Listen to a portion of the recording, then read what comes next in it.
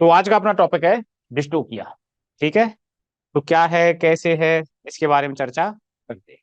देखिए, सबसे पहले जो डिस्टोपिया है किसे कहते हैं।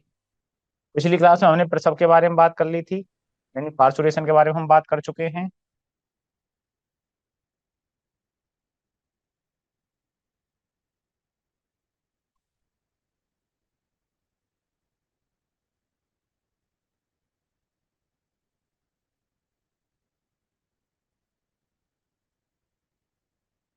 और हम बात करते हैं डिस्टोपिया के बारे में। डिस्टोपिया किसे कहते हैं। ठीक है। एक तो होता है साधारण प्रसव। ठीक है, बिना किसी कठिनाई के जब प्रसव होता है, ठीक है, तो उसे तो बोल देते हैं हम यूटोपिया या यूटोसिया। यूटोकिया या फिर इसी को बोल दिया जाता है यूटोसिया। ठीक है। तो यूटोकिया या यूटोसिया का अर्थ क्या है? साधारण प्रसव। साधारण प्रसव यानी बिना किसी कठिनाई के प्रसव। बिना किसी कठिनाई के प्रसव। ठीक है। तो ये तो क्या कहलाता है? यूटोसिया। लेकिन जब प्रसव में कठिनाई आती है, ठीक है, प्रसव में किसी ना किसी प्रकार की कठिनाई आती है, तो वह अवस्था क्या कहलाती है? डिस्टोकिया कहलाती है। ठीक है। अब प्रसव की हमने तीन अवस्थाएं पढ़ी थी, तो किसी भी अवस्था में यदि कोई कठिनाई आती है तो मुख्य रूप से जो दूसरी अवस्था है, ठीक है, उसी में कठिनाई आती है, यानी फीटस जो है वह बाहर नहीं आ पा रहा है। ठीक है, तो उसको हम क्या बोलते हैं? डिस्टोकिया। तो कुल मिलाकर के प्रसव में कठिनाई डिस्टोकिया के नाम से जानी जाती है, और साधारण प्रसव को हम क्या बोलते हैं?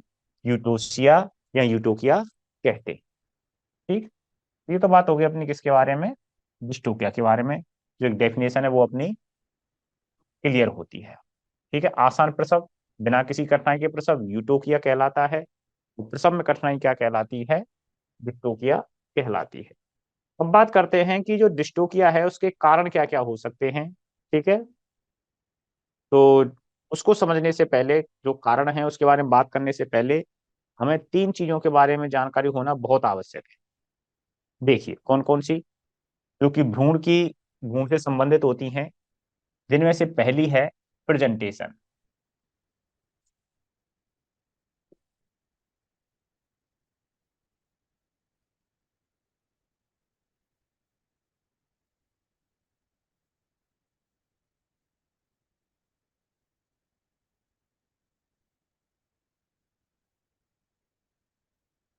प्रेजेंटेशन। ठीक है। प्रेजेंटेशन, पोजीशन और पोस्चर। तो सबसे पहले हम बात करते हैं प्रेजेंटेशन के बारे में, कि प्रेजेंटेशन क्या होता है। ठीक। तो प्रेजेंटेशन किसे कहेंगे हम? देखिए, जो भ्रूण है या जो बच्चा है वो कहाँ रहता है? गर्भाशय में स्थित रहता है। ठीक है। तो गर्भाशय में जब वो पल रहा होता है तो वो किसी न किसी स्थिति में वहां पर उपस्थित रहता है। जैसे हम यहाँ पर बात करें, जैसा कि आपको दिखाई दे रहा है, ठीक है, तो यहाँ पर गर्भाशय में क्या है? ये बच्चा है। ठीक। और ये इस तरह से यहाँ पर स्थित होता है। तो ये किस तरह से, यानी सीधा है, उल्टा है, या फिर इसके पिछले पैर पहले जो जन्मनाल है उसकी तरफ हैं, तो किस तरह से है? ठीक है, जो अंदर है, अंदर किस तरह से बैठा हुआ है, या अंदर की जो स्थिति है वो कैसी है। तो इन सभी स्थितियों को परिभाषित करने के लिए हमें प्रेजेंटेशन, पोजीशन और पोस्चर के बारे में हमें पता होना चाहिए। ठीक है। तो प्रेजेंटेशन किसे कहते हैं? देखिए, तो यहाँ पे आ जाते हैं, चलो यहीं से बात करते हैं। तो ये हो गया प्रेजेंटेशन। प्रेजेंटेशन कहेंगे किसे?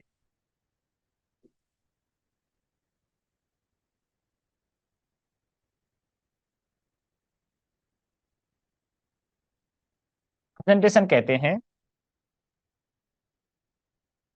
माँ के कशेरुकदंड, माँ के कशेरुकदंड और भ्रूण के कशेरुकदंड के मध्य संबंध।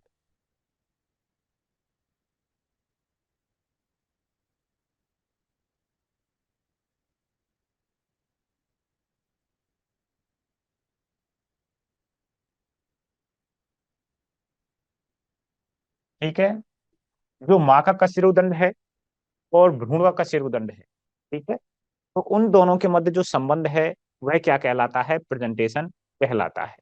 ठीक है, कैसे? देखो,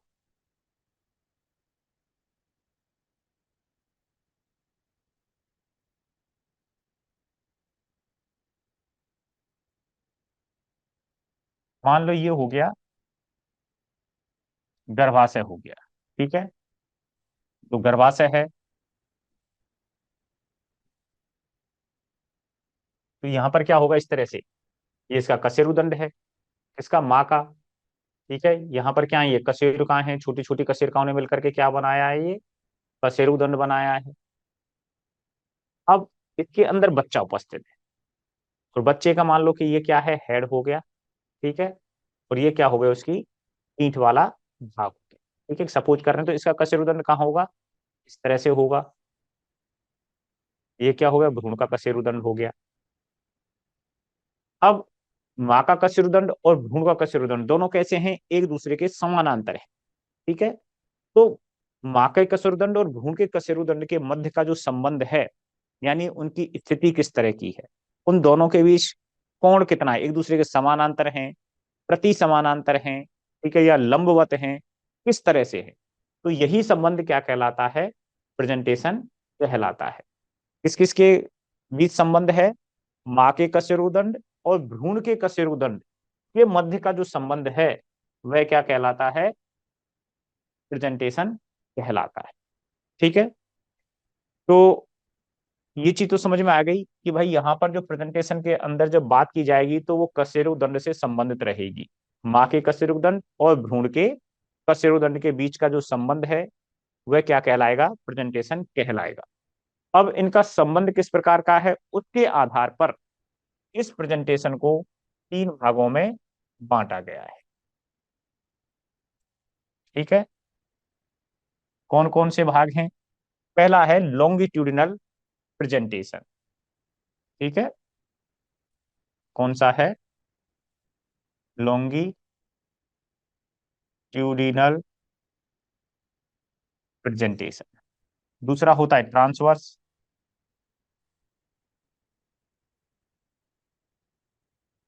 और तीसरा होता है वर्टिकल, वर्टिकल प्रेजेंटेशन। तो इन्हें होता क्या है, क्या स्थिति होती है? लॉन्गिट्यूडिनल की बात करें हम, तो लॉन्गिट्यूडिनल किसे कहेंगे? जब माँ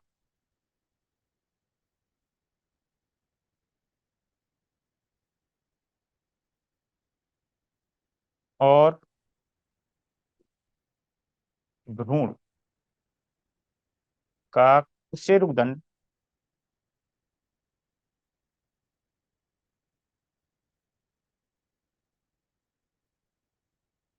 माँ और भ्रूण का कशेरुक दंड एक दूसरे के, एक दूसरे के समानांतर हो, समानांतर या प्रति समानांतर हो, प्रति समानांतर हो, तो यह अवस्था क्या कहलाएगी?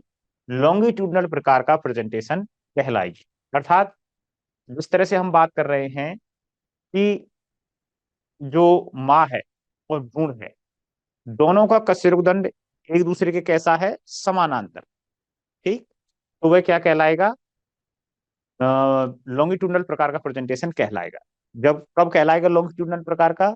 जब एक दूसरे के जो कशेरुदंड हैं, माँ का कशेरुदंड और भ्रूण का कशेरुदंड एक दूसरे के कैसे हैं? समानांतर हैं या प्रति समानांतर। ठीक है, अब इसको दो भागों में बांट दिया गया है। एंटीरियर लॉन्गिट्यूडनल प्रेजेंटेशन और पोस्टीरियर लॉन्गिट्यूडनल प्रेजेंटेशन। तो कौन सी अवस्था में एंटीरियर लॉन्गिट्यूडनल प्रेजेंटेशन बोलेंगे और कौन सी अवस्था में पोस्टीरियर प्रेजेंटेशन लॉन्गिट्यूडनल प्रेजेंटेशन बोलेंगे? देखिए, अभी हम बात कर रहे थे इस वाली अवस्था, ठीक है।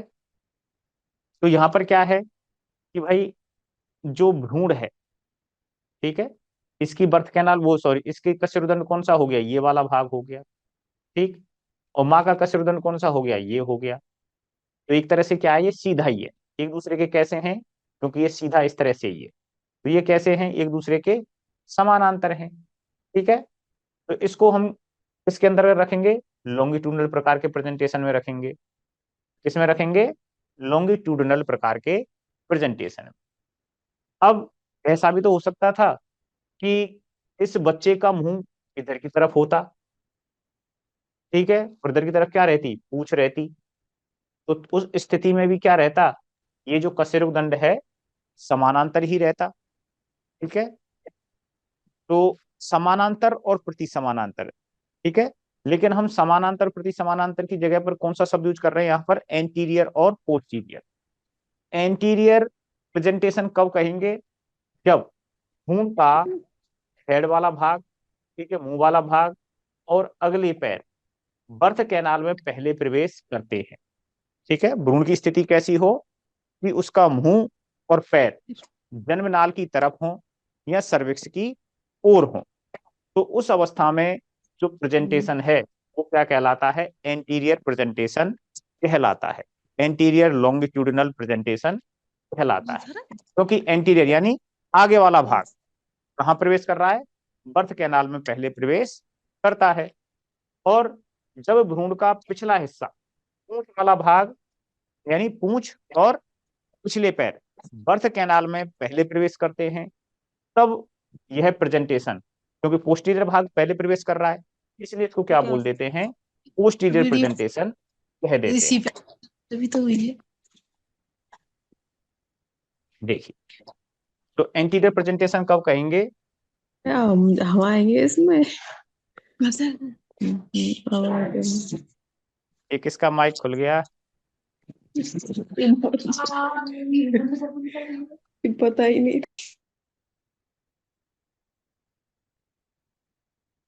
देखिए,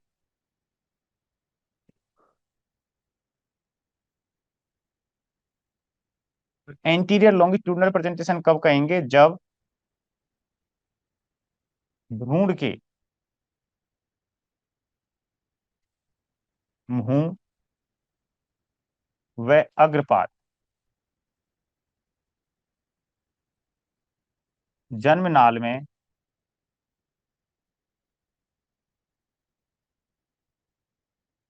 पहले प्रवेश करते हैं, पहले प्रवेश करते, ठीक है। तो यह अवस्था क्या कहलाएगी? एंटीरियर लॉन्गिट्यूडनल प्रेजेंटेशन कहलाएगी, ठीक। और पोस्टीरियर कब कहेंगे? जब पश्चपाद व पूंछ जन्म नाल में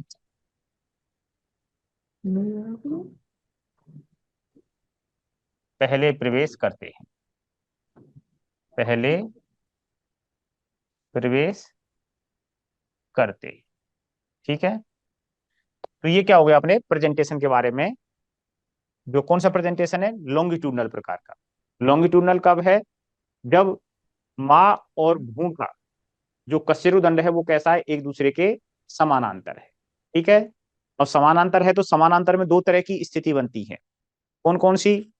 कि बर्थ नाल की तरह प्रसव के समय जब बच्चा बाहर निकलता है, यदि उसके अगले पैर और मुंह पहले बाहर आते हैं तो वह कौन सा प्रेजेंटेशन हो गया? एंटीरियर प्रेजेंटेशन हो गया। और जब प्रसव के समय भ्रूण के पश्चपाद और पूंछ पहले बाहर निकलती है, ठीक है, तो वह कौन सा प्रेजेंटेशन हो गया?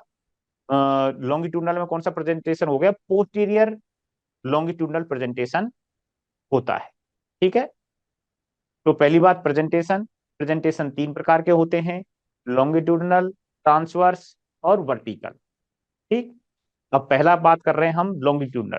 तो लॉन्गिट्यूडनल में हम किसके बारे में बात कर रहे हैं कि जो भ्रूण है उसका कशेरुदंड और माँ का कशेरुदंड कैसा है, एक दूसरे के समानांतर है। तो वह स्थिति क्या कहलाती है, लॉन्गिट्यूडनल प्रेजेंटेशन कहलाती है। अब इसको दो भागों में बांट दिया गया है। ठीक है। कौन कौन से भागों में बांट दिया गया है कि एंटीरियर और पोस्टीरियर।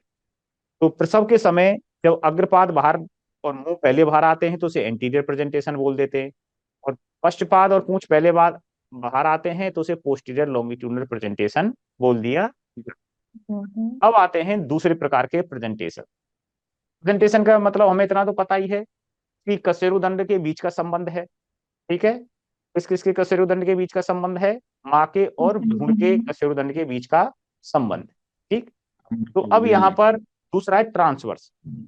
जब इसे कहेंगे ट्रांसवर्स प्रेजेंटेशन, जब माँ और भ्रूण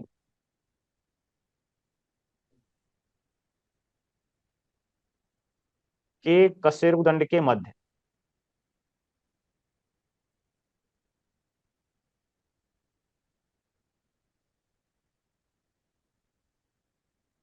90 डिग्री का कोण हो।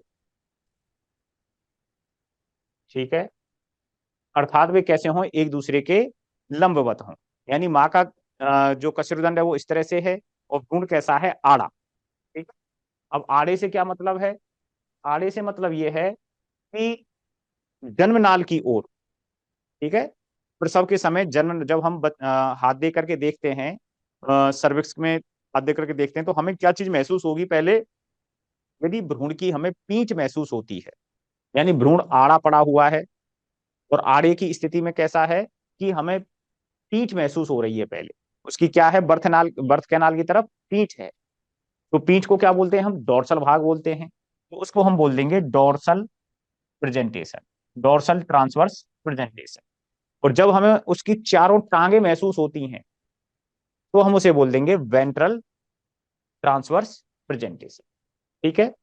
तो जो किसी भी जीव की जो पीठ वाली सतह है वह क्या कहलाती है, डोर्सल सरफेस कहलाती है।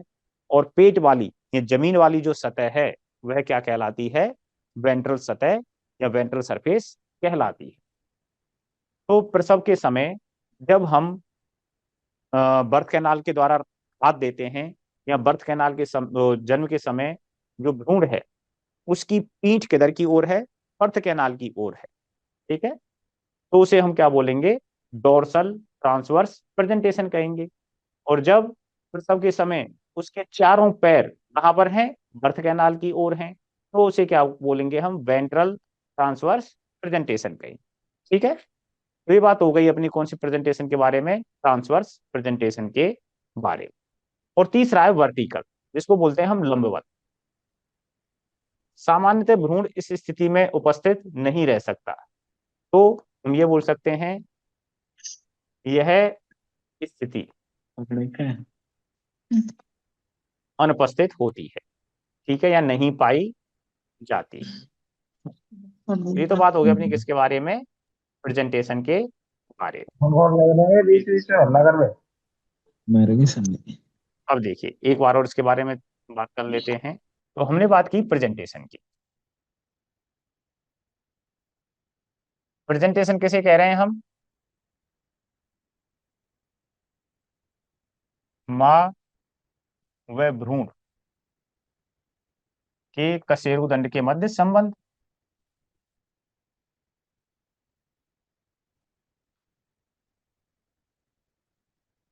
ठीक है। तो ये तो हो गई प्रेजेंटेशन की एक सिंपल परिभाषा। प्रेजेंटेशन किसे कहेंगे हम, माँ का और कशेरुदंड जो भ्रूण है उन दोनों का जो कशेरुदंड है उनके बीच का जो संबंध है वह क्या कहलाएगा, प्रेजेंटेशन कहलाएगा। ठीक है। अब इसी संबंध को हमने कितने भागों में बांटा है, तीन भागों में बांटा है। ठीक है। पहला है जिसमें लॉन्गिट्यूडिनल,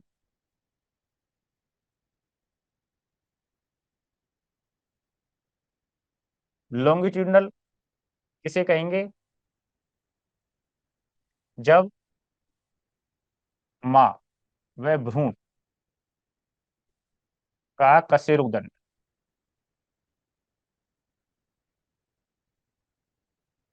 एक दूसरे के कैसा है, या तो समानांतर है या अति समानांतर है। ठीक है। अब इसके आधार पर इसको कितने भागों में बांट दिया गया, लॉन्गिट्यूडनल वाले को दो भागों में बांट दिया गया है। कौन कौन से, एंटीरियर और पोस्टीरियर। एंटीरियर में क्या होगा, एंटीरियर में मुंह व अग्रपाद, मुंह व अग्रपाद जन्म नाल में पहले प्रवेश करते हैं, पहले प्रवेश करते हैं। ठीक है। और दूसरा है पोस्टीरियर। तो पोस्टीरियर यानी पिछला हिस्सा। तो क्या होगा इसमें, पिछला हिस्सा क्या होगा, भ्रूण का पिछले पैर। तो पिछले पैर, और पिछले पैरों के साथ में क्या रहती है, पूंछ। तो ये कहाँ प्रवेश करेंगे, जन्मनाल में, जन्मनाल में पहले प्रवेश करते हैं। ठीक है। तो उसी को हम क्या बोल देंगे, पोस्टीरियर प्रेजेंटेशन बोल देंगे। तो पहला हो गया लॉन्गिट्यूडनल प्रकार का प्रेजेंटेशन में। दूसरा आता है फिर ट्रांसवर्स। ट्रांसवर्स किसे कहेंगे, ट्रांसवर्स कहेंगे जब म- माँ व भ्रूण के कशेरुक दंड के मध्य, माँ और भ्रूण के कशेरुक दंड के मध्य कितने का कोण बनता है, 90 डिग्री। 90 डिग्री का कोण हो, या फिर हम इसे क्या बोल सकते हैं, एक दूसरे के लंबवत हों, एक दूसरे के लंबवत हों। तो यह अवस्था क्या कहलाती है, ट्रांसवर्स प्रेजेंटेशन कहलाती है। ठीक है। और ट्रांसवर्स को बांट दिया है फिर दो भागों में। कौन कौन से, एक तो डोर्सल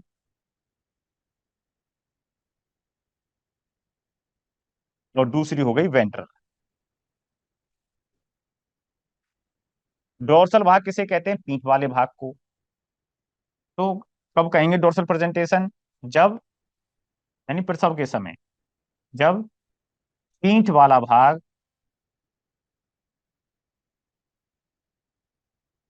पीठ वाला भाग या डोर्सल सतह, या डोर्सल सतह जन्मनाल की ओर हो, जन्मनाल की ओर हो। ठीक है। तो ये क्या कहलाएगा, डोर्सल प्रेजेंटेशन कहलाएगा। और वेंट्रल, जब भ्रूण के चारों पैर, ठीक है, जन्मनाल की ओर हो, जन्मनाल की ओर हो। तो ये अवस्था क्या कहलाती है, वेंट्रल ट्रांसवर्स प्रेजेंटेशन कहलाती है। और तीसरा प्रकार था अपना वर्टिकल, जो कि संभव होता नहीं है, सामान्यतः नहीं पाया जाता है, वर्टिकल प्रेजेंटेशन।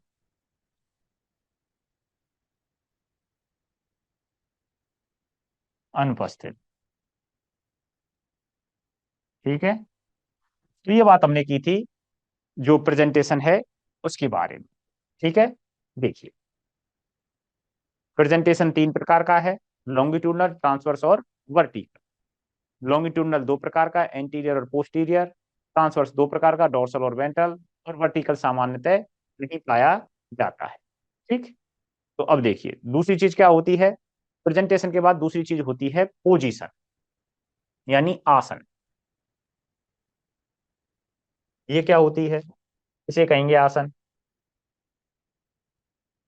प्रेजेंटेशन, पोजीशन और पोस्चर, तीन चीजें होती हैं जिनके आधार पर हम भ्रूण की स्थिति का या डिस्टोपिया के बारे में हम बात करते हैं। तो पोजीशन किसे कहेंगे?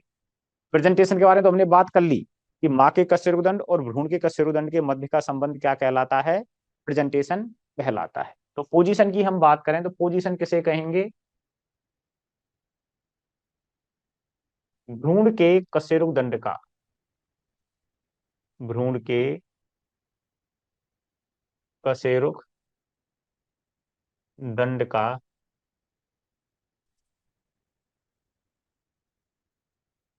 माँ की पेल्विक कैविटी, माँ की पेल्विक कैविटी के साथ संबंध।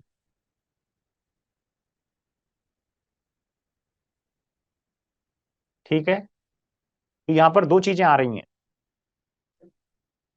कशेरुदंड आ रहा है, ठीक है, और इस कशेरुदंड का संबंध किससे है? पेल्विक कैविटी के साथ। तो कशेरुदंड किसका है? भ्रूण का है। पेल्विक कैविटी किसकी है? माँ की। ठीक है, और भ्रूण कहां पर स्थित होता है? माँ की पेल्विक कैविटी में स्थित होता है। ठीक है, गर्भाशय में स्थित होता है। तो भ्रूण का तो हो गया कशेरुदंड और माँ की हो गई पेल्विक कैविटी। तो इन दोनों के मध्य जो संबंध है, ठीक है, वो क्या कहलाएगा? आसन या पोजीशन कहलाता है। ठीक है, और जबकि भ्रूण का भी कशेरुदंड था और माँ का भी कशेरुदंड था, तो दोनों के बीच जो संबंध था वो क्या कहला रहा था? प्रेजेंटेशन कहला रहा था।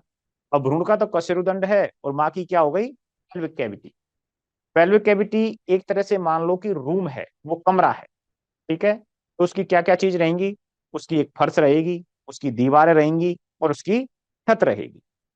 तो अब जो भ्रूण है, जो बच्चा है, वो पेल्विक कैविटी में किसी भी स्थिति में हो सकता है, किसी भी आसन में हो सकता है। भाई एक तो नॉर्मल है कि उसकी पीठ ऊपर की तरफ है, और ऊपर की तरफ क्या स्थित होता है? सैक्रम वाला भाग स्थित होता है। ठीक है, पेल्विक कैविटी में ऊपर की तरफ क्या होता है? सैक्रम वाला भाग स्थित होता है। ये वाला जो भाग है,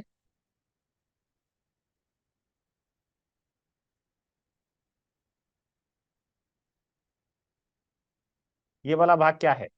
सैक्रम ही तो है। तो इस वाले भाग की ओर भ्रूण का कौन सा भाग है? डोर्सल वाला भाग है, पीठ वाला भाग है। तो इस तरह का जो आसन है, यानी माँ का तो कशेरुदंड हो गया, और सॉरी पेल्विक कैविटी के साथ संबंध, जो भ्रूण है उसकी, इसका कशेरुदंड का माँ की पेल्विक कैविटी के साथ संबंध, यानी ऊपर छत हो गई, साइडों में दीवार हो गई, और नीचे क्या हो गई? फर्श हो गई। तो फर्श किससे बन रही है? हम बात करते हैं तीन तरह की अस्थियां होती हैं, इलियम, इस्चियम और प्यूबिस। ठीक है, तो इस पेल्विक कैविटी का ऊपर का भाग कौन बनाता है? सैक्रम बनाता है। दीवारों का भाग कौन बनाता है? इलियम और इस्चियम बना रही है। मोस्टली कौन सी बना रही है? इलियम बना रही है, और नीचे की तरफ प्यूबिक बोन बनाती है। ठीक है, तो ये तीनों अस्थियां उसमें शामिल होती हैं। तो भ्रूण का कशेरुदंड और माँ की पेल्विक कैविटी के साथ संबंध। तो भ्रूण का कशेरुदंड कहां पर है?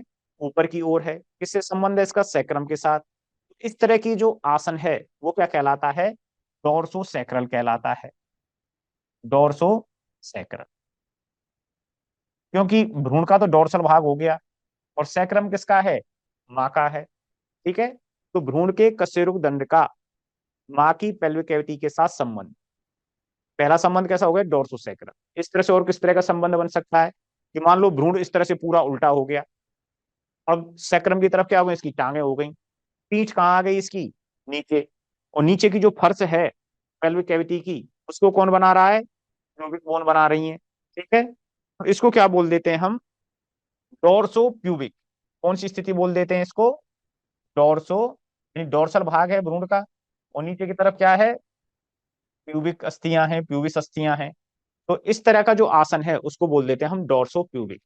ठीक है, अब मान लो ये आधा होता और जो दीवाल है उससे संपर्क कर रहा होता, तो इसको क्या बोल देते? उस समय डोर्सो इलियक बोल देते। ठीक है, क्या बोल देते? Dorso iliac. तो इस तरह से जो भ्रूण की कशेरुक दंड है, उसका माँ के पेल्विक कैविटी के साथ जो संबंध है वो क्या कहलाता है? आसन कहलाता है। इसके एग्जाम्पल के रूप में आप लिख सकते हैं, डोर्सो सैक्रल, डोर्सो इलियक, इसी तरह से डोर्सो प्यूबिक।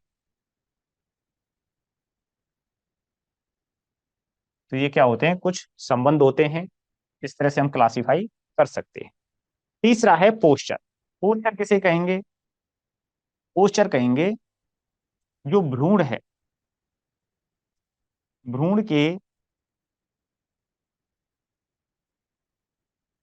स्वयं के अग्रपाद, पश्चपाद, गर्दन का स्वयं के शरीर के साथ संबंध, स्वयं के शरीर के साथ संबंध क्या कहलाता है? पोस्चर कहलाता है। कैसे?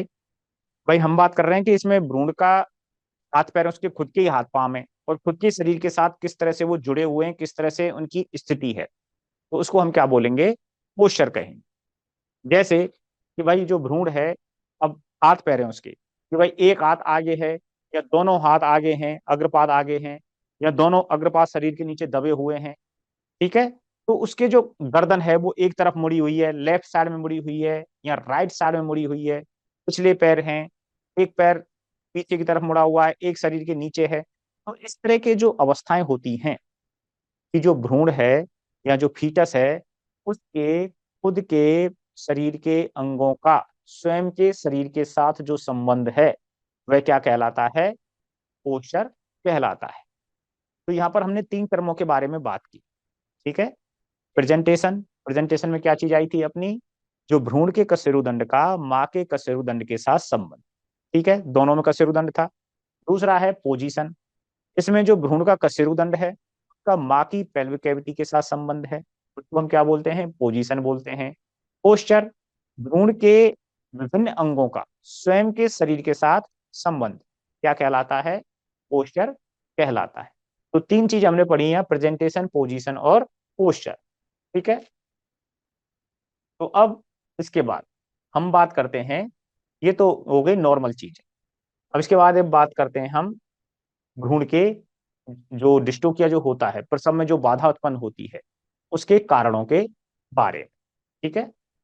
देखो, तो जो भ्रूण के या जो डिस्टोकिया के जो कारण हैं, उनको मुख्य रूप से दो भागों में बांटा गया।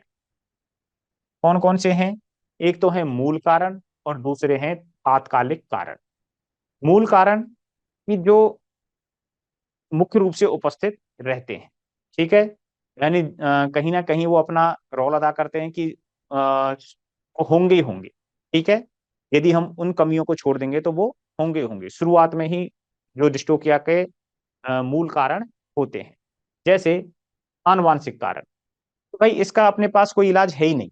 अगर हमने यहाँ पर कमी कर दी या फिर कोई जेनेटिक चीजें चली आ रही हैं, तो वो उनके अंदर कुछ ब्रीड हैं उनमें डिस्टोकिया होगा ही होगा, ठीक। ये बात हो गई, आनुवांशिक रूप से उपस्थित रहता है। दूसरा है पोषण, कि यदि हमने खाने पीने में कमी कर दी, ठीक है, पोषण में कमी रख दी, तो हम उसे आगे कैसे सुधारेंगे, ठीक है। जैसे मान लो कैल्शियम फास्फोरस का इम्बेलेंस हो गया, कैल्शियम की कमी रह गई, तो मांसपेशियां सही ढंग से कॉन्ट्रैक्ट नहीं कर पाएंगी, ठीक है। तो इस तरह के जो पोषण से संबंधित कारण हैं, वो भी डिस्टोकिया का कारण बनते हैं। किसी प्रकार का संक्रमण हो गया तो ये भी क्या है? मूल कारण में आ जाता है। और चोट का लगना, ठीक है, शुरुआत में कोई चोट लग गई, अब उसका किस तरह से इलाज करें? भाई बच्चादानी में या उसके जो पेल्विक बोन है उसमें किसी प्रकार का चोट है, ठीक है, जो कि शुरुआत से ही उपस्थित है, तो वो किसका कारण बनेगी? डिस्टोकिया का कारण बनेगी, ठीक है। ये तो हो गए मूल कारण। तात्कालिक कारण, जिस समय प्रसव प्रक्रिया हो रही है उस समय क्या स्थिति बन रही है, उस समय जो मतलब भागीदारी दर कर रहे हैं किसमें? डिस्टोकिया होने में, उसी समय। बाकी पहले से ऐसी कोई समस्या नहीं थी तो भाई डिस्टोकिया होगा, लेकिन प्रसव के समय इस तरह की स्थिति बनी, जो कि डिस्टोकिया का कारण बने।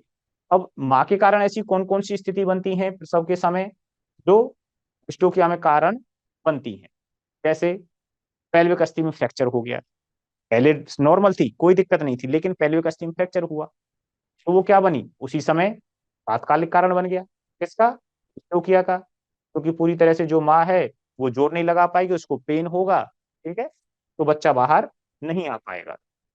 पेल्विक अस्थि की बनावट में असामान्यता, ठीक है, इसकी वजह फ्रैक्चर की वजह से या किसी अन्य कारण से पेल्विक अस्थि की जो क्या बनावट में असामान्यता आ जाती है। अगला है uterine inertia, uterine torsion. Inertia किसे कहते हैं और टॉर्जन किसे कहते हैं, इनके बारे में हम डिटेल में बात करेंगे, ठीक है, लेकिन एक जनरल हम समझ लेते हैं कि प्रसव के समय हमने बात की थी कि बच्चे को बाहर धकेलने में गर्भाशयी मांसपेशियों में संकुचन होते हैं या गर्भाशय की दीवार में संकुचन होते हैं, ठीक है। दूसरा, जो उदरीय पेशी हैं उनमें भी संकुचन होते हैं, ठीक। अब ये संकुचन हो रहे हैं लगातार हो रहे हैं, लेकिन फिर भी बच्चा बाहर नहीं निकल पा रहा है, ठीक। और पोषक तत्वों की कमी की वजह से जो मांसपेशियां हैं वो थक जाती हैं, पूरी तरह से जोर नहीं लगा पाती हैं, पूरी तरह से संकुचन प्रक्रिया संपन्न नहीं हो पाती है, बच्चे को पूरी तरह से बाहर नहीं धकेल पाती है, और एक समय के बाद मांसपेशियां क्या होती हैं, गर्भाशयी मांसपेशियां थक जाती हैं, ठीक है। तो इसी को क्या बोलते हैं, यूटेराइन इनर्शिया कहते हैं। प्रसव के समय गर्भाशयी पेशियों का जो संकुचनशीलता है, संकुचन करने में असमर्थ होना, यानी उनकी थकान होना, क्या कहलाता है, यूटेराइन इनर्शिया कहलाता है। यूटेराइन टॉर्जन, जो गर्भाशय है उसका अपनी अक्ष पर क्लॉकवाइज या एंटी क्लॉकवाइज घूम जाना। जब गर्भाशय घूम जाएगा तो उसका जो मुंह है, बच्चेदानी का मुंह है, ठीक है, यानी जो सर्विक्स वाला भाग है वो क्या होगा, बंद हो जाएगा, तो फीटस बाहर ही नहीं आ पाएगा। तो ये भी किसका कारण बनेगा, डिस्टोकिया का कारण बनता है। तो यूटेराइन इनर्शिया में मुंह खुला हुआ है, लेकिन जो गर्भाशयी पेशियां हैं, उदर पेशियां हैं, वो क्या है, थक गई, बच्चे को बाहर नहीं खेल पा रही हैं। और यूटेराइन इनर्शिया में जो बच्चेदानी का मुंह है वो क्या हो गया, बंद हो गया, किस वजह से, यूट्रस के घुमाव की वजह से, वो अपनी अक्ष पर क्या हो जाता है, घूम जाता है। और अगला है कि सर्विक्स का कम खुलना, इसी कारण से जो सर्विक्स है, ठीक है, वो पूरी तरह से नहीं खुल पा रही है, और पूरी तरह से नहीं खुलेगी, पूरी तरह से रास्ता नहीं बनेगा, तो जो फीटस है वो बाहर नहीं निकल पाएगा। तो ये भी किसका कारण बनता है, जो डिस्टोकिया है उसका कारण बनता है, ठीक। अब यहाँ पर नॉर्मली हम देखते हैं कि जो यूटेराइन इनर्शिया प्रकार का डिस्टोकिया पाया जाता है, ठीक है, तो ये मुख्यतः मिलता है अपने सुअरी और कुतिया में मिलता है। यानी इसकी इस वजह से जो डिस्टोकिया होता है, यूटेराइन इनर्शिया की वजह से जो मोस्टली डिस्टोकिया होता है, वो मुख्य रूप से सुअरी और कुतिया में मिलता है। और टॉर्जन की वजह से भैंसों में होता है, गाय भैंस की हम बात कर सकते हैं, तो भैंसों में मुख्य रूप से जो टॉर्जन है, घुमाव की वजह से, ठीक है, डिस्टोकिया होता है। और सर्विक्स जो कम खुलती है, यानी सर्विक्स के कम खुलने की वजह से जो टॉर्जन होता है, वो मुख्य रूप से हम देखते हैं कि भेड़ों में होता है, ठीक है।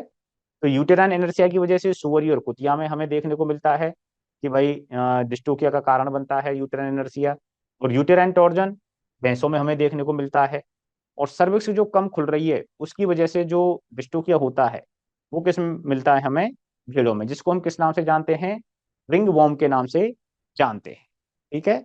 जो इसकी ओपनिंग है सर्विस की वो कम खुलती है, ठीक। ये तो हो गए माँ के कारण। और दूसरा है भ्रूण के कारण क्या हो सकते हैं, फीटस का असामान्य आकार और फीटस के रोग हो गए, और फीटस का असामान्य प्रेजेंटेशन, पोजीशन और पोस्चर, ठीक है, जो हमने अभी बात की थी कि भाई जो उसका प्रेजेंटेशन है, जो प्रस्तुति है, वो सही नहीं है, ठीक है, उसकी पोजीशन है वो सही नहीं है, कहीं ना कहीं उसके हाथ पैर हैं वो भ्रूण को बाहर निकलने में अवरोध पैदा कर रहे हैं, ठीक है, गर्दन मुड़ी हुई है या एक पैर नीचे है, तो उनकी वजह से क्या होता है, फीटस के बाहर निकलने में समस्या रहती है। तो यहाँ पर हम जब बात कर रहे थे प्रेजेंटेशन और पोजीशन की, तो उसके लिए जो सामान्य प्रेजेंटेशन और पोजीशन होती हैं, ठीक है भाई, कौन सी स्थिति सामान्य रहेगी? यदि सामान्य हम प्रेजेंटेशन की बात करें हम, तो आपने देखा होगा कि सामान्य कंडीशन में जो भ्रूण है उसके अगले पैर और मुंह पहले बाहर आता है। तो इसका मतलब क्या हुआ? कौन सी प्रेजेंटेशन में होते हैं जो अगले पैर और मुंह बाहर आते हैं? तो हम बात कर रहे थे लॉन्गिट्यूडनल। तो लॉन्गिट्यूडनल, और लॉन्गिट्यूडनल भी कितने प्रकार का था? दो प्रकार का। उसमें भी कौन सा है? एंटीरियर। लॉन्गिट्यूडनल एंटीरियर प्रकार का जो प्रेजेंटेशन होता है ये कैसा है? सामान्य होता है। ठीक है। और दूसरी बात करें प्रस्तुति की। प्रस्तुति यानी जो पोजीशन थी कि जो भ्रूण का माँ की पेल्विक कैविटी के साथ संबंध, तो सामान्य रूप से जो भ्रूण का पीठ जो होती है वो ऊपर की तरफ ही रहती है। तो यहाँ पर नॉर्मल पोजीशन कौन सी बनेगी? Dorso sacral. Dorso sacral. और पोस्चर की बात करें, यानी भ्रूण के स्वयं के शरीर के साथ संबंध, तो क्या रहता है? सामान्य अवस्था में क्या रहता है कि भ्रूण के जो अगले पैर हैं वो आगे की तरफ रहते हैं और उसका जो सिर है वो पैरों पर रखा हुआ रहता है, जैसे कि हम यहाँ पर देख रहे थे। तो ये क्या है? इसकी नॉर्मल प्रेजेंटेशन पोजीशन और पोस्चर है। यानी जो भ्रूण है उसकी कशेरुदंड और माँ की कशेरुदंड कैसे हैं? आपस में समानांतर हैं, लॉन्गिट्यूडनल प्रकार का है। और लॉन्गिट्यूडनल में भी कौन सा है? क्योंकि हेड और पैर आगे आ रहे हैं, तो ये हो गया एंटीरियर प्रकार का। और पोजीशन की बात करें तो भ्रूण की पीठ माँ के सैक्रम की तरफ है, तो इसको क्या बोल दिया हमने? इसके पोजीशन को डॉर्सो सैक्रल बोल दिया। तो ये नॉर्मल पोजीशन है। ठीक है। और प्रेजेंटेशन पोजीशन और पोस्चर। पोस्चर यानी उसके खुद के शरीर के अंगों का स्वयं के साथ संबंध। तो क्या होता है कि उसके अगले पैर आगे की तरफ एक्सटेंड होते हैं और उन पर उसका जो हेड है, जो गर्दन है या मुंह है, वो रखा हुआ रहता है। ठीक है। तो ये क्या होता है? अगले पैरों पर, अगले पैर आगे की ओर, व मुंह कौन सी जॉइंट के पास रहता है ये? यहाँ पर तो इसके रहता है ये हेटलॉक पेस्टन कॉफिन, उससे पहले आपका नी जॉइंट। ठीक है। On knee joint. तो नी जॉइंट पर जो है आ, इसका जो मुंह है वो रखा हुआ। ठीक है। तो ये तो बात हो गई नॉर्मल प्रेजेंटेशन पोजीशन और पोस्चर के बारे में। अब इसके अलावा जो हम कारण बात कर रहे थे, भ्रूण के वजह से जो कारण बनते हैं इसमें डिस्टोकिया में, उनके बारे में बात करते हैं कि भ्रूण के कौन कौन से ऐसी स्थिति हैं जो डिस्टोकिया का कारण बनती है। ठीक है। देखिए,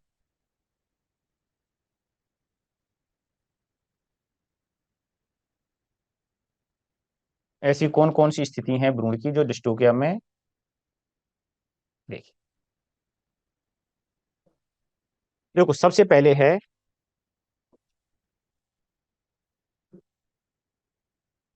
एसाइटिस। एसाइटिस किसे कहेंगे? जो फीटस है या जो भ्रूण है उसकी पेरिटोनियल कैविटी में, फीटस की पेरिटोनियल कैविटी में पानी का भर जाना। ठीक है। तो ये क्या कहलाएगा? एसाइटिस कहलाएगा। और इसकी वजह से जो भ्रूण है उसका आकार क्या हो जाता है? सामान्य से बड़ा हो जाता है, जो भ्रूण को बाहर निकलने में अवरोध पैदा करता है और डिस्टोकिया का कारण बनता है। ठीक है। इसी प्रकार से दूसरा है एनासाई का।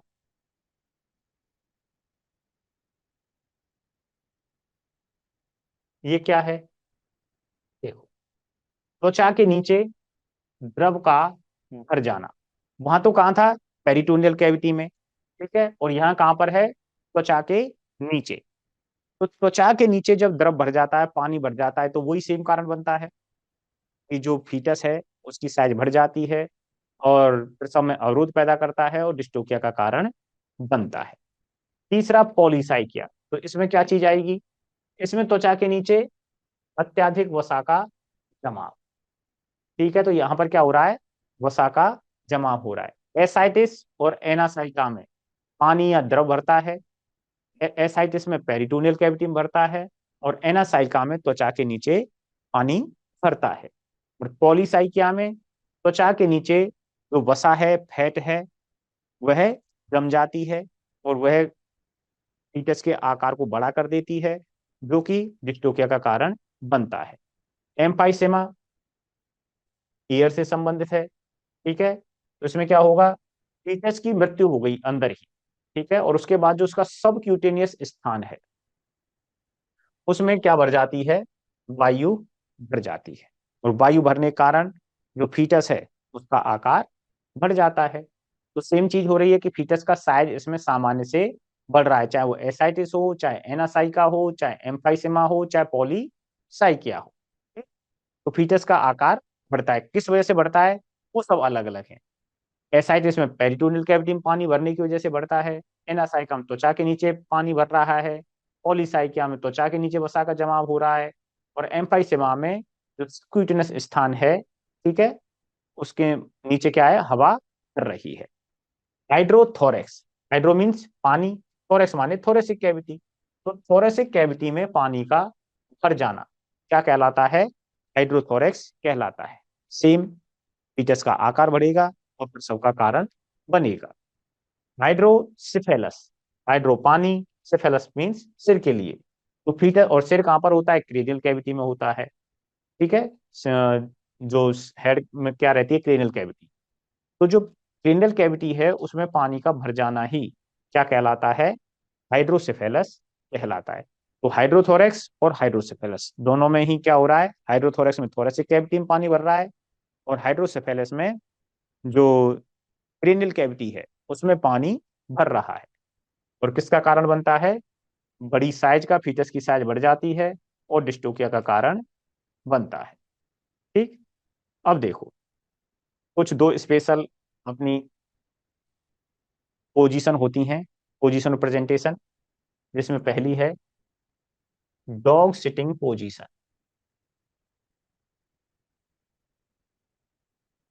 डॉग सिटिंग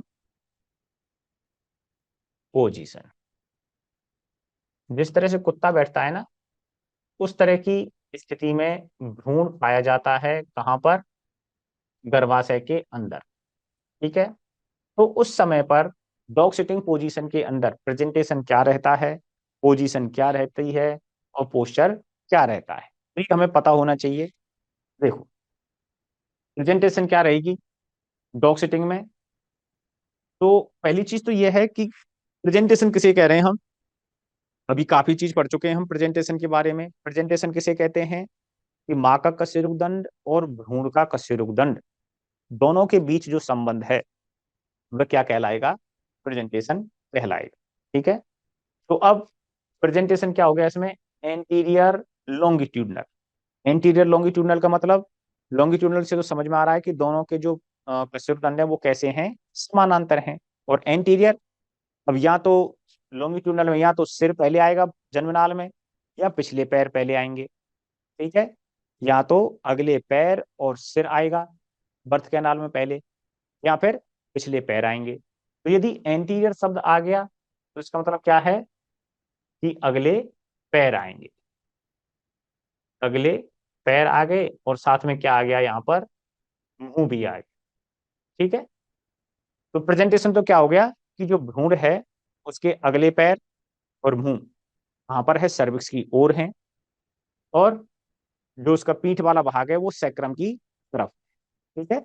उसके जो क्या नाम है, दोनों की जो कशेरुदंड है वो कैसे हैं, समानांतर। पोजीशन किसे कहते हैं, भ्रूण की कशेरुदंड का संबंध किसके साथ, पेल्विक कैविटी के साथ।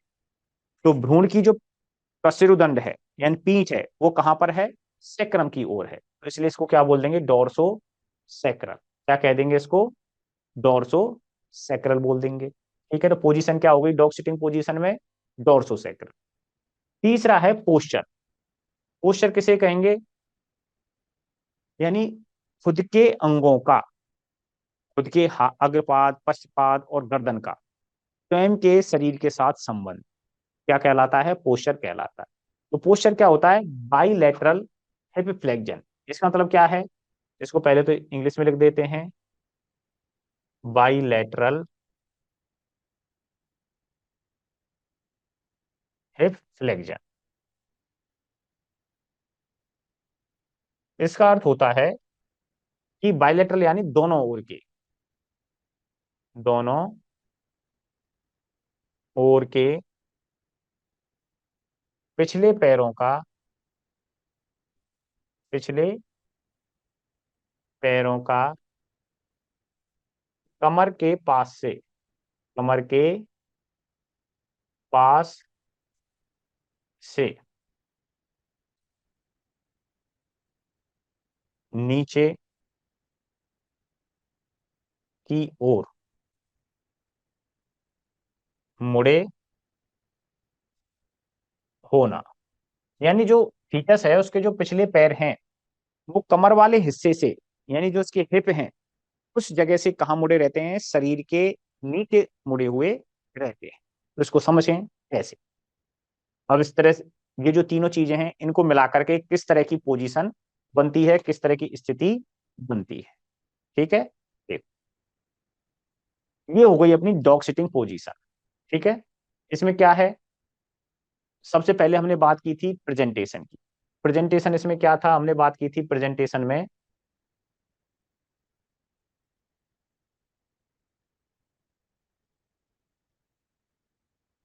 लॉन्गिट्यूडनल की बात की थी। ठीक है, प्रेजेंटेशन कैसी थी, लॉन्गिट्यूडनल। लॉन्गिट्यूडनल से मतलब कि जो माँ का कशेरुदंड है और भ्रूण का कशेरुदंड है वो दोनों कैसे हैं, समानांतर। और लॉन्गिट्यूडनल में कैसी थी, एंटीरियर। एंटीरियर का मतलब हो गया कि बर्थ कैनाल में भ्रूण के अग्रपाद और मुंह पहले प्रवेश करेगा, तो इसमें दिखाई दे रहा है कि जो जन्म नाल है या सर्विक्स है उसमें जो फीटस है इसका हेड और अगले पैर पहले प्रवेश कर रहे हैं। ठीक है, तो लॉन्गिट्यूडनल और एंटीरियर तो क्या हो गई, प्रेजेंटेशन हो गई। पोजीशन की बात करें, पोजीशन किसे कहते हैं, माँ के कशेरुदंड, सॉरी भ्रूण के कशेरुदंड का माँ की पेल्विक कैविटी के साथ संबंध। तो भ्रूण की तो ये तो क्या हो गई, कशेरुदंड हो गई। और माँ की पेल्विक कैविटी, पेल्विक कैविटी क्या है, एक तरह से कमरा है, तो इसकी जो कशेरुदंड है वो कहाँ पर है, छत की ओर है। और पेल्विक कैविटी की छत का निर्माण कौन कर रहा है, ये सैक्रम कर रहा है। ठीक है, तो ये क्या हो गया, कशेरुदंड हो गया भ्रूण का, या डोर्सल वाला भाग हो गया। तो इसको क्या बोल देंगे हम पोजीशन को, डोर्सो सैक्रल, डोर्सो सैक्रल कह देंगे। तो ये क्या हो गई, इसकी पोजीशन हो गई। अब बात करें पोस्चर की, तो पोस्चर क्या होगा, हम लिख रहे हैं यहां पर bilateral hip flexure. Bilateral hip flexion, flexion का मतलब होता है मुड़ना। बाइलेटरल यानी दोनों ओर की, तो इसके जो पिछले दोनों पैर हैं, ठीक है, दोनों पैर कहां से मुड़े हुए हैं, हिप वाले भाग से। ठीक है, कौन से, हिप वाले भाग से दोनों पैर कहां मुड़े हुए हैं, शरीर के नीचे मुड़े हुए। तो इसलिए इसको क्या बोल दिया हमने, बाइलेटरल, यानी दोनों, एक नहीं है दोनों है। ठीक है, तब तो इसे बोल देते यूनिलेटरल। ठीक है, या फिर राइट लेग हिप लेटरल बोल देते। तो यहाँ पर क्या है, बाइलेटरल यानी दोनों ओर के हिप फ्लेक्जन, यानी हिप वाले भाग से, कमर वाले भाग से कहा मुड़े हुए हैं, शरीर के नीचे मुड़े हुए हैं। तो ये अवस्था क्या कहलाती है, डॉग सिटिंग पोजीशन कहलाती है। ठीक है, अब आपको जो याद रखना है वो ये तीन चीजें याद रखनी है। प्रेजेंटेशन क्या है, इसमें आगे की ओर मुंह है और अगले पैर हैं, डोर्सोसैक्रल पोजीशन है, और पोस्चर क्या हो गया, बाइलेटरल हिप फ्लेक्जन। ठीक है, और दूसरी स्थिति इसी तरह से जो होती है वो होती है ब्रीच प्रेजेंटेशन। ब्रीच प्रेजेंटेशन में यहां पर कंडीशन सेम रहती है।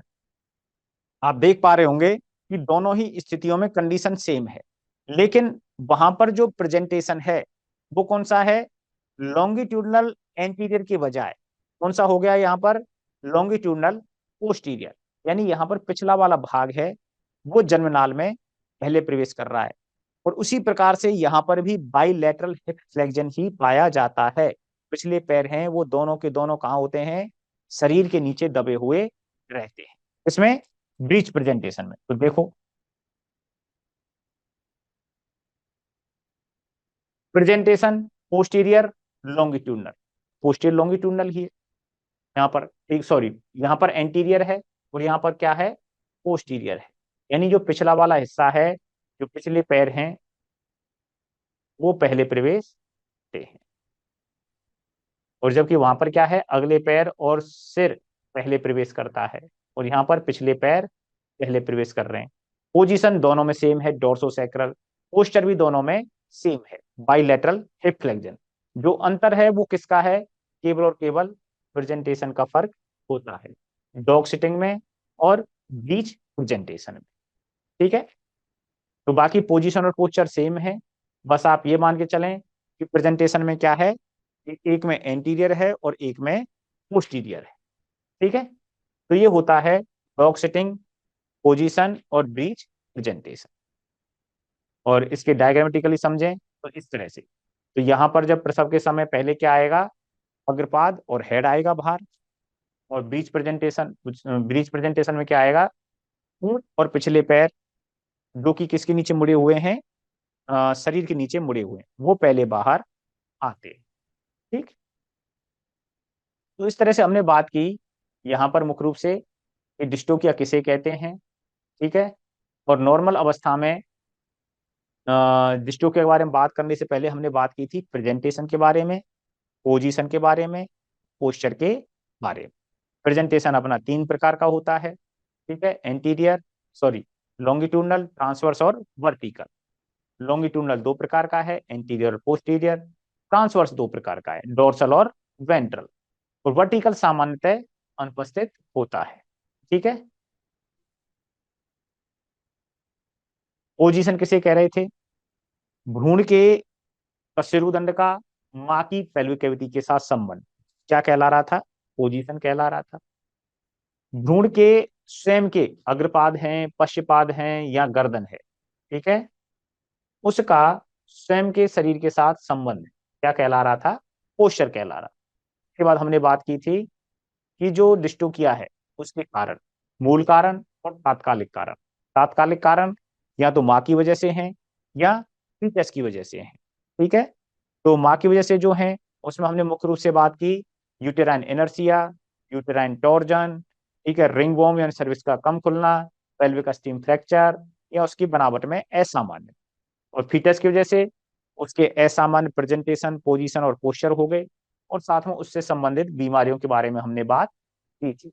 इसमें थे एसाइटिस, एनासाइका, पॉलीसाइकिया, एम्फाइसेमा, हाइड्रोथोरेक्स, हाइड्रोसेफेलस। ये सब क्या कर रहे थे, ये सब कर रहे थे कि जो फीटस है उसके साइज को बढ़ा रहे थे। ठीक है, जो कि उसको बाहर निकलने में अवरोध पैदा करता है, प्रसव की प्रक्रिया में अवरोध पैदा करता है और डिस्टोकिया का कारण बनता है। इसके बाद हमने बात की दो विशेष परिस्थितियों की, जिसमें पहली है डॉग सिटिंग पोजीशन और दूसरी है ब्रीच प्रेजेंटेशन। दोनों में केवल और केवल जो अंतर रहता है वो प्रेजेंटेशन का होता है। इसमें एक में एंटीरियर लॉन्गिट्यूडनल प्रेजेंटेशन पाया जाता है, जबकि ब्रीच प्रेजेंटेशन में पोस्टीरियर लॉन्गिट्यूडनल प्रेजेंटेशन पाया जाता है। और दोनों में बाइलेटरल हिप फ्लेक्शन की जो अवस्था है, जो पोस्चर है, वो उपस्थित रहता है। ठीक है, जो पिछले पैर हैं वो कमर वाले हिस्से से कहाँ रहते हैं, नीचे की ओर मुड़े हुए रहते हैं। अब देखिए, डिस्टोकिया हो गया, ठीक है, सभी हमने अवस्थाएं पढ़ ली।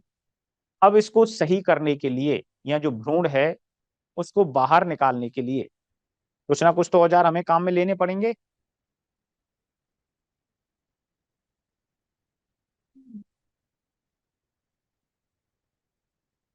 तो कुछ ना कुछ औजारों को, अब इसमें कौन कौन से मुख्य रूप से औजार शामिल किए जाते हैं? फीचर्स को बाहर खींचने के लिए रस्सी या चैन यानी सांकल का उपयोग कर सकते हैं। ऑब्स्टैटिक हुक होते हैं, ठीक है, हुक फंसाते हैं ना, ब्लंट हो सकते हैं या शार्प हो सकते हैं। और चाकू यानी थीटोटॉमी नाइफ।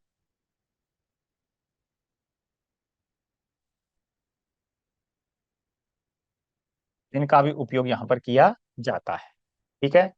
हुक्स हो गए, ये ब्लंट हो सकते हैं यानी भौंतरे हो सकते हैं, और शार्प भी हो सकते हैं। अब होते कौन कौन से मुख्य रूप से हम बात कर लेते हैं। देखिए, हुक्स हैं जो कि कहाँ लगाने के काम आएंगे, या तो मैंडिबल, जो मैंडिबल सिम्फाइसिस है उसके नीचे लगा सकते हैं हम इन हुक को, या आई कैंथस है, आई ऑर्बिटल वाला, यहाँ पर लगा करके फीटस को, और इसमें क्या फंसा देंगे, रस्सी, ठीक है। तो या फिर इस तरह का हुक है, इसको फंसा दिया आंखों के पास, या फिर इसको फंसा दिया एंडिबल में, या फिर आई कैंथस में फंसा दिया, और उसमें रस्सी बांधी, और उसकी सहायता से फिर फीटस को बाहर खींचा जाता है, ठीक है। ये तो हुक हो गए। दूसरे होते हैं इसमें जो डिस्टोकिया को सही करने के लिए काम में लिए जाते हैं, उसमें फीट, यानी कई बार ऐसा होता है कि मान लो एक पैर उसका ज्यादा मुड़ा हुआ है, और एक पैर आगे है और एक पैर नीचे है, तो इस कंडीशन में फीटस को बाहर निकालना थोड़ा सा कठिन होता है। अगर हम ज्यादा खींचातानी करेंगे तो गर्भाशय को चोट लगने की संभावना रहती है, और अंदर ही अंदर आंतरिक चोट लग सकती है, और माँ की डेथ भी हो सकती है। तो सबसे पहले, यदि किसी प्रकार की एब नॉर्मल प्रेजेंटेशन, पोजीशन और पोस्चर है, कैसा है, असामान्य, तो उसको पहले सामान्य अवस्था में लाएंगे। सामान्य अवस्था क्या होगी कि या तो उसके दोनों अग्रपाद जन्मनाल में पहले प्रवेश कर रहे हों, और उसके ऊपर क्या हो, गर्दन हो। अगर गर्दन भी साइड में मुड़ी हुई है तो वो क्या हो गई, असामान्य उसकी पोस्चर हो गया। पोस्चर में हम क्या बात करते हैं कि भ्रूण के खुद के अंगों का स्वयं के शरीर के साथ संबंध, तो उसकी गर्दन है खुद की, और वो कैसी है, मुड़ी हुई है, सामान्य नहीं है, यानी आगे की तरफ पैरों पर नहीं है। तो हमें क्या करना पड़ेगा भ्रूण को बाहर निकालने के लिए, उसकी जो गर्दन है, पहले गर्दन को सीधा करना पड़ेगा, तब हम उसके बाद फोर्स लगा करके बाहर खींच सकते हैं, ठीक है। इसी प्रकार से मान लो कि दोनों पैर हैं, अगले पैर, गर्दन तो आ रही है, लेकिन अगले पैर कहाँ है, शरीर के नीचे हैं। तो हमें क्या करना होगा कि जो उसके पैर हैं उनको आगे की ओर पहले खींचना पड़ेगा, सीधा लाना, सीधा करना पड़ेगा। और सीधे करने के लिए ऐसा तो है नहीं कि जैसे मन में आया वैसे ही हमने कर दिया उसको सीधा। तो सीधा करने के लिए पहले हमें अंदर गर्भाशय में फीटस को अंदर की ओर धक्का देंगे, ठीक है। ऐसा नहीं कि भाई जन्मनाल में आ गए, उसके गर्दन आ गई, पैरों को भी नीचे से उठाया और खींच लिया, इस तरह से नहीं करते, क्योंकि इससे जो गर्भाशय की दीवार है, भित्ति है, उसको चोट लग सकती है, ठीक है। यहाँ तक कि गर्भाशय की दीवार फट भी सकती है, ठीक।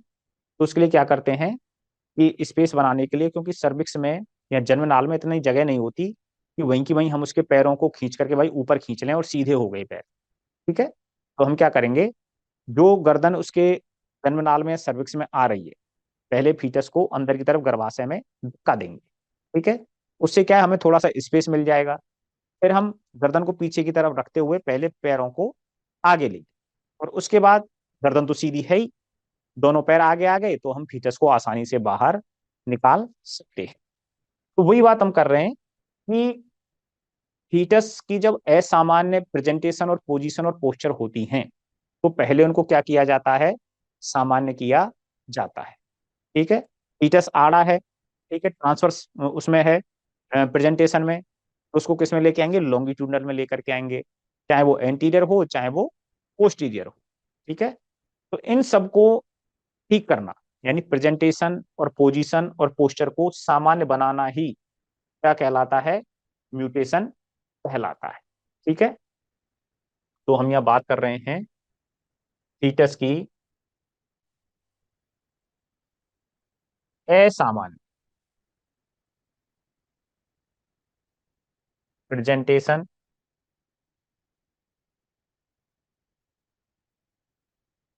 पोजीशन व पोस्चर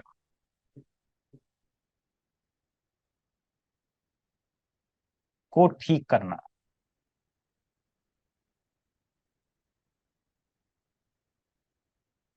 या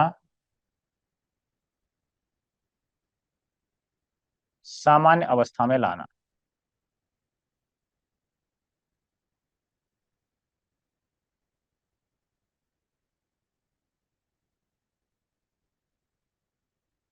कहलाता है, म्यूटेशन कहलाता है। अब इसके लिए कौन कौन सी चीजें उपयोग में ली जाती हैं या कौन कौन से तरीके उपयोग में लिए जाते हैं? तो एक तो होता है रिपल्सन, ठीक है, इसी को क्या बोल देते हैं हम, रिट्रोपल्सन बोल देते हैं। तो इसे क्या करते हैं, इसमें हम फीटस को गर्भाशय में अंदर धकेलते हैं। भाई यदि हाथ पैर मुड़े हुए हैं या गर्दन पहले आ गई बर्थ कैनाल में और उसके पैर नीचे ही रह गए, तो हम क्या करेंगे, उनको सीधा करने के लिए पहले फीटस को कहाँ करेंगे, अंदर गर्भाशय में धक्का देंगे। ठीक है, अब गर्दन तो पीछे की तरफ चली गई, फीटस पीछे की तरफ चला गया, अब उसके पैरों को, जो उसके खुर है ना, खुर के ऊपर हम अपने जो हाथ है ना, इनसे कैप बनाते हैं, उसको ढकते हैं, जिससे कि उनके खुर से जो गर्भाशय की दीवार है या मिट्टी है उसको चोट ना लगे। ठीक है, फिर उनको धीरे धीरे सीधा करते हैं। एक को किया पहले, दूसरे को करते हैं। तो धक्का देना ही क्या कहलाता है, रिपल्सन या रिट्रोपल्सन कहलाता है। क्यों कर रहे हैं, क्योंकि जो फीटस की असामान्य प्रेजेंटेशन, पोजीशन और पोस्चर है उनको ठीक सकें, नॉर्मल अवस्था में सकें। दूसरा है रोटेशन।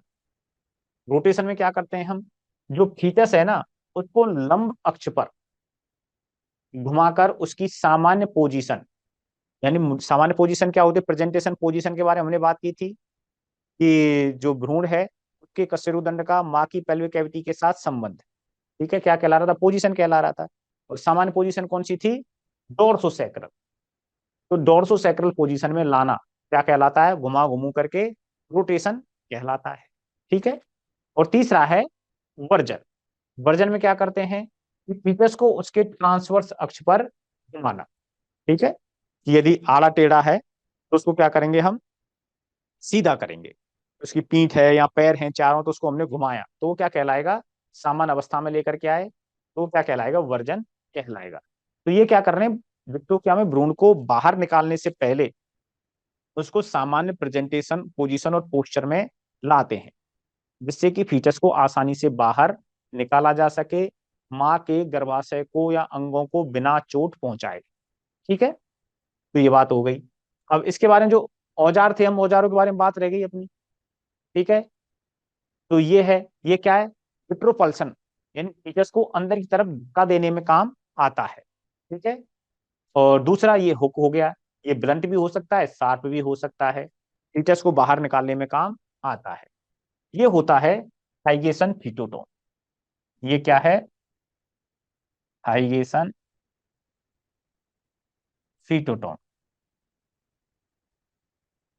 अब एक स्थिति ऐसी बनती है कि भाई हम उसकी प्रेजेंटेशन, पोजीशन और पोस्चर को सही नहीं कर पा रहे, या उसका साइज इतना बड़ा है फीटस का कि भाई नॉर्मल अवस्था में फीटस का निकलना संभव नहीं है। ठीक है, तो उस स्थिति में हम क्या करते हैं, या तो हम क्या करेंगे, सीजेरियन करेंगे। ठीक है, क्योंकि जो जन्म नाल है उसके द्वारा हम नहीं निकाल सकते फीटस को, तो कहीं ना कहीं माँ की जान को खतरा है, या तो हम ऑपरेशन करेंगे, जिसे हम क्या बोल देते हैं, सीजेरियन द्वारा। तो सर्जरी द्वारा गर्भाशय से भ्रूण को बाहर निकालना। या दूसरा तरीका क्या होता है, फीटोटोमी द्वारा, फीटस की डेथ हो चुकी है, फीटस का साइज ज्यादा बड़ा है, सामान्य रूप से बाहर निकालना संभव नहीं है, तो हम फीटस के जो अंग हैं या फीटस को टुकड़ों में काट काट करके हम क्या करते हैं, उसकी साइज को कम करते हैं, और उसके बाद फीटस को हम बाहर निकालते हैं। तो यह क्रिया क्या कहलाती है, फीटोटोमी कहलाती है। ठीक है, एक अपना फोर्स ट्रैक्शन हो गया। फोर्स ट्रैक्शन क्या होता है कि जो भ्रूण है उसको सामान्य प्रेजेंटेशन, पोजीशन और पोस्चर में लाने के बाद, ठीक है, हमने उसको सामान्य प्रेजेंटेशन, पोजीशन और पोस्चर में लिया है, तो अब क्या करेंगे, बाहर की तरफ बल लगाएंगे, उसको क्या करेंगे, बाहर खींचेंगे। बाहर जब खींचते हैं तो बाहर की तरफ तो बल लगाते ही हैं, लेकिन नीचे की ओर खींचते हैं बच्चे को। ठीक है, तो बल लगाकर भ्रूण को बाहर निकालना, और बल की दिशा को कहाँ रखते हैं, हम नीचे और बाहर की ओर रखते हैं। ठीक है, प्रसव के समय भी यही ध्यान रखना चाहिए हमें कि जब कभी भी, जैसे फर्स्ट वाटर बैग आ जाता है, सेकंड वाटर बैग जब आता है, उसमें जब फीटस रहता है, तो जब कभी भी फीटस को खींचें, बाहर खींचें, तो सीधे सीधे की बजाय, बाहर की बजाय उस फोर्स की डायरेक्शन हल्की सी नीचे की ओर रखनी चाहिए, तो फीटस को खींचना थोड़ा सा आसान रहेगा। ठीक है, तो जिसको हम क्या बोल देते हैं, फोर्स ट्रैक्शन। सामान्य प्रेजेंटेशन पोजीशन में भ्रूण है, तो बल बाहर की तरफ लगाएं और उसकी डायरेक्शन बाहर और नीचे की ओर रखें। ठीक है, तो ये होता है। तो सीजेरियन हो गया, यानी सामान्य अवस्था में भ्रूण को निकालना आसान नहीं है, तो सीजेरियन द्वारा भ्रूण को बाहर निकालेंगे। और दूसरा है फीटोटॉमी द्वारा, यानी जो फीटस को शरीर के भ्रूण के क्या नाम गर्भाशय के अंदर ही काट करके उसकी साइज को कम कर दिया हमने, पहले किसी हाथ पैर को काट दिया जो अवरोध पैदा कर रहा है, उसके बाद फीटस को बाहर निकाल लिया, या उसके जो अंग हैं उनको एक एक करके काटा और बाहर निकाल लिया। तो वो सब अवस्थाएं क्या कहलाती है? यदि फीटस को हम काट करके बाहर निकाल रहे हैं तो वो फीटोटॉमी ही कहलाता है। फीटो शब्द हो गया किसके लिए? फीटस के लिए। ठीक है, और टॉमी का अर्थ हो गया काटना। तो फीटस को काट कर बाहर निकालना क्या कहलाता है? फीटोटॉमी कहलाता है। ठीक, अब देखो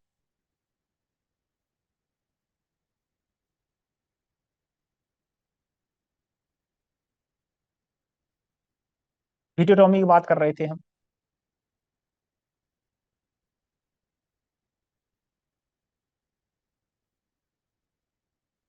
फीटोटॉमी का अर्थ क्या है? फीटस को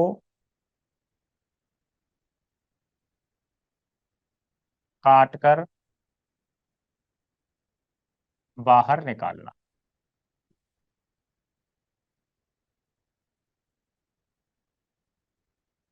ठीक है, क्या कहलाता है? फीटोटॉमी कहलाता है। अब फीटोटॉमी की जो प्रकार है वो दो है। कौन कौन से प्रकार हैं इसके? एक तो होता है कंप्लीट फीटोटॉमी,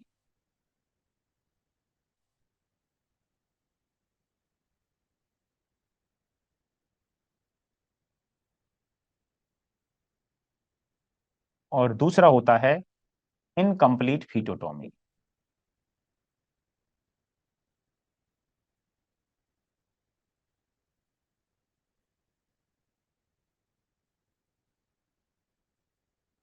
कंप्लीट फीटोटॉमी किसे कहेंगे? संपूर्ण फीटस को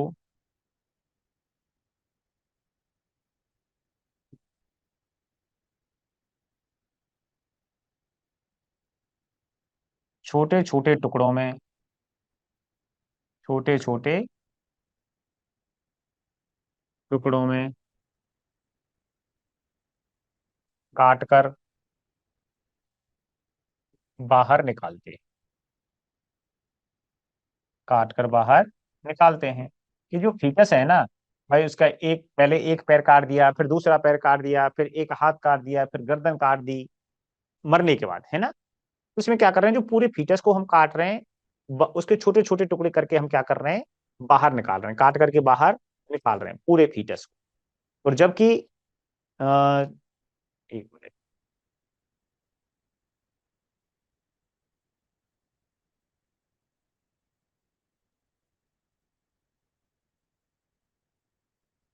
जबकि इनकम्प्लीट फीटोटॉमी में क्या करते हैं हम?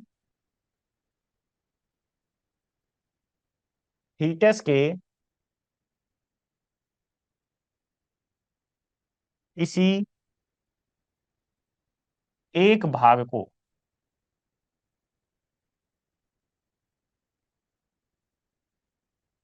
इसी एक भाग को काट कर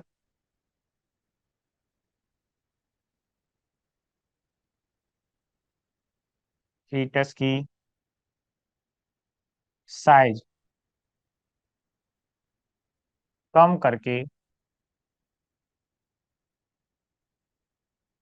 फीटस को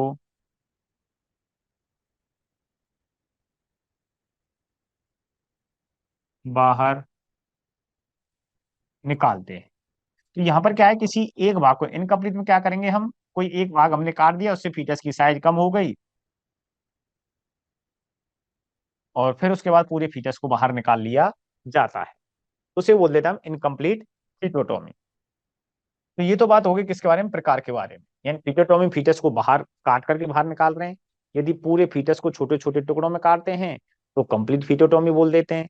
यदि किसी एक भाग को काट करके बाहर निकालते हैं तो हम क्या उसकी साइज को कम कर देते हैं और उसके बाद कटे हुए फीटस को बाहर निकाल लेते हैं। तो उसे कह देते हैं हम इनकम्प्लीट फिटोटॉमी। इसके बाद आते हैं फिटोटॉमी की तकनीक।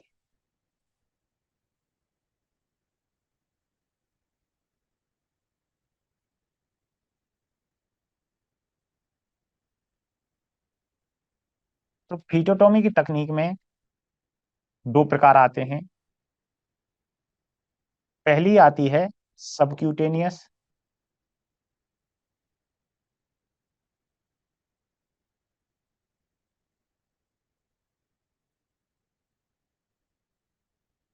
और दूसरी आती है परक्यूटेनियस।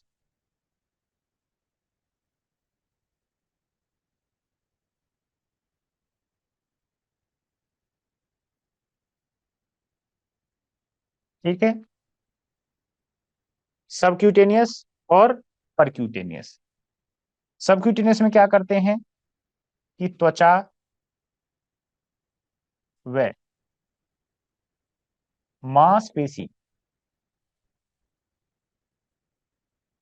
मांसपेशियों को काटकर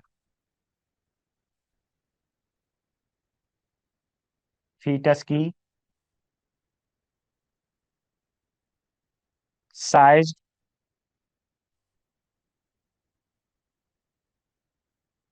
कम करते हैं। ठीक है, और उसके बाद फीटस को बाहर निकालते हैं। और परक्यूटेनियस में त्वचा सहित, त्वचा या मांसपेशियों से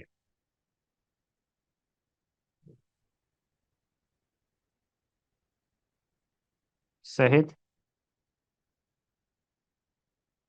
फीटस के अंग को काटकर